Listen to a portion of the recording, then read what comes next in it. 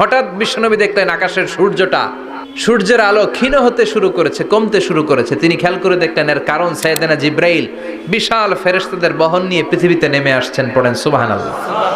এসে বললেন, ইয়া রাসূলুল্লাহ, আমি 1,40,000 ফেরেশতা নিয়ে নেমে এসেছি। আপনি কি জানেন না, ঠিক একটু আগে মদিনাতে আপনার এক প্রিয় সাহাবা, তার নাম হচ্ছে মুআবিয়া ইবনে মুআবিয়া আল মুজানি, একটু আগে শেষ নিঃশ্বাস ত্যাগ করেছে।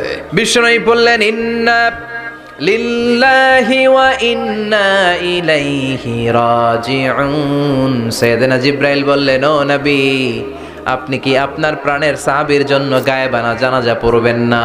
বিশ্বনবী বললেন, অবশ্যই পড়ব। সাহাবীদের মধ্যে ঘোষণা দিলেন, ও সাহাবারা, তোমাদের ভাই মুআবিয়া ইবনে মুআবিয়া আল মুজানি কিছুক্ষণ আগে মদিনাতে ইন্তেকাল করেছে। সবাই বাইরে বের হয়ে আসো, এই মাত্র আমরা এই মুহূর্তে আমরা গায়েবানা জানাজা পড়ব। বিশ্বনবী প্রথম কাতারে দাঁড়ালেন, হাজার হাজার সাহাবারা লাইন ধরে দাঁড়ালো। সাইয়েদনা জিব্রাইল 1,40,000 ফেরেশতা নিয়ে সাহাবাদের পেছনে দুইটা লাইনে দাঁড়িয়ে গেলেন। প্রথম লাইনে 70,000, দ্বিতীয় লাইনে আরো 70,000, 1,40,000 ফেরেশতাদের বহর। আর সাহাবারা মিলে আল্লাহু আকবার বলে গায়েবানা জানাজা শুরু করলেন। নামাজ শেষ। বিশ্বনবী তো অবাক, ঘটনা কি? কোন সাহাবীর গায়েবানা জানাজায় তো ফেরেশতা নামে না আকাশের উপর থেকে। বিশ্বনবী জিজ্ঞেস করলেন, জিব্রাইল, কোন সাহাবীর গায়েবানা জানাজায় তোমরা আকাশ থেকে এত ফেরেশতার বহর নিয়ে নামো নাই? কি এমন আমল করেছে আমার মুআবিয়া?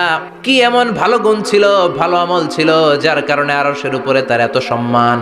সাইয়েদনা জিব্রাইল বললেন, নবী, তেমন কোনো বড় আমল নয়, ছোট্ট একটা আমল, কিন্তু আমলটারে ভালোবেসেছে কে? আপনার এই প্রিয় সাহাবী হাঁটতে বসতে চলতে ফিরিতে সব সময় পড়তো, কুল হুয়াল্লাহু আহাদ আল্লাহুস সামাদ লাম ইয়ালিদ ওয়া লাম ইউলাদ ওয়া লাম ইয়াকুল লাহু কুফুয়ান আহাদ। পড়েন আল্লাহু আকবার।